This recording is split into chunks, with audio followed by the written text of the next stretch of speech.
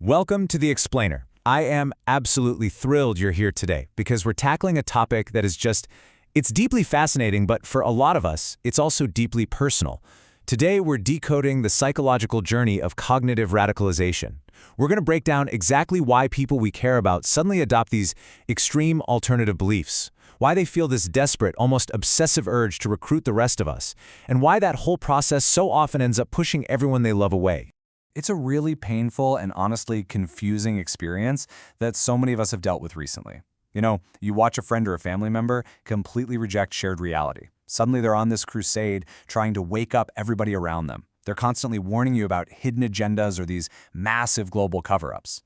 It can literally feel like their brain has just gone crazy, right? And eventually their friends just start keeping away.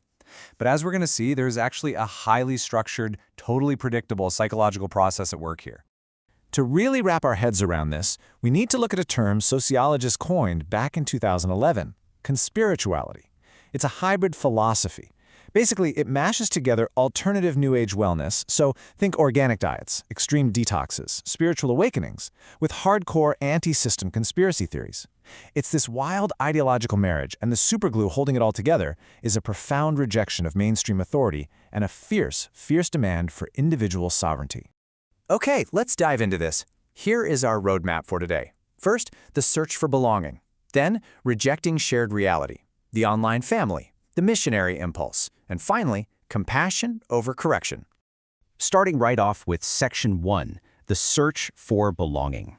So this search for belonging, that's the bedrock of the entire journey. And what's really interesting here is how perfectly the 3N model of radicalization maps out human vulnerability. It all starts with the first N. Needs. Research tells us that the quest for significance is usually triggered by a massive crisis. This could be a global pandemic, sudden financial loss, or just deep social exclusion. When people feel incredibly lonely or they feel like traditional institutions have just totally dismissed or gaslit them, they experience a sudden, terrifying loss of control.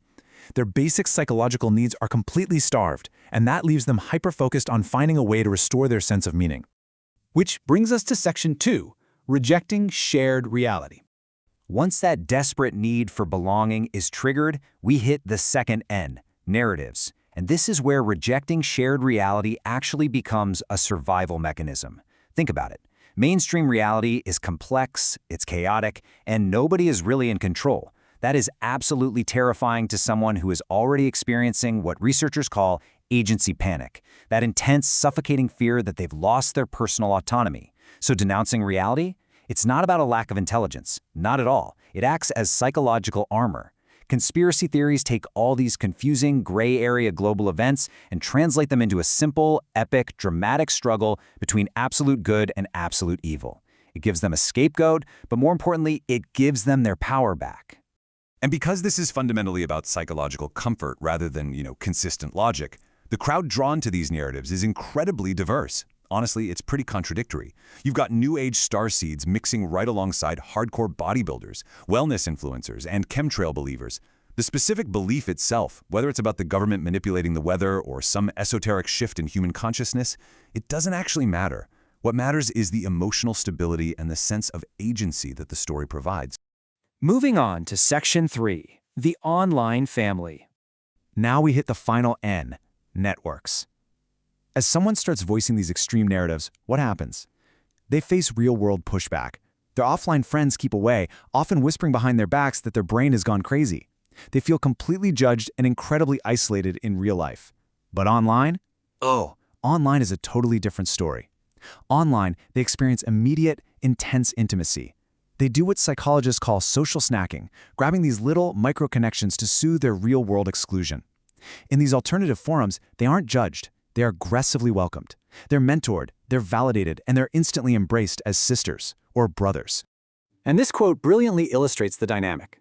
Researchers point out that these online spaces function exactly like traditional churches or fundamentalist religions. They rally hard around new recruits, providing this massive emotional safety net. But there's a catch. They also rely heavily on intense peer pressure. Sure, the love bombing feels great, but the threat of excommunication is always looming. For them, leaving the group means losing their family all over again, and that fear rigidly locks these new extreme beliefs right into place. This brings us to a really crucial part of the explainer, Section 4, the missionary impulse. So, the big question, why do these individuals feel this overwhelming, almost manic need to recruit the very families that have alienated them? Why do they become such aggressive activists? Well, it comes down to something called the epistemology of moral conviction. When a lifestyle choice, like what diet you follow or your stance on the medical issue, becomes highly moralized, it actually changes how it's processed in the brain.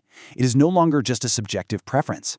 To them, it's an absolute objective fact. It's as real as gravity. And because it's an absolute truth, there can be absolutely zero compromise. Anyone who disagrees isn't just someone with a different opinion. They are viewed as morally corrupt or totally hopelessly brainwashed.